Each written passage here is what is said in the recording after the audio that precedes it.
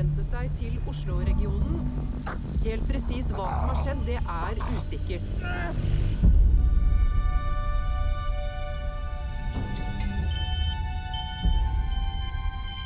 Mamma er død. Og så våknet hun igjen. Hva betyr det? Jeg vet ikke.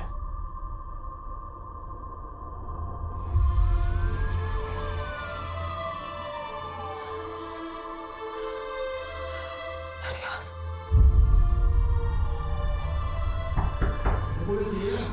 Mamma er på sykehuset. Nei, da mister vi han igjen.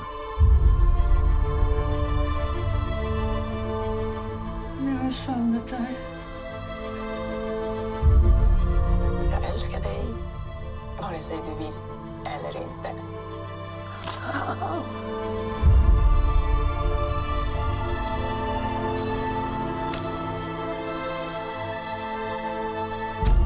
Se, mamma. Har den ikke inn?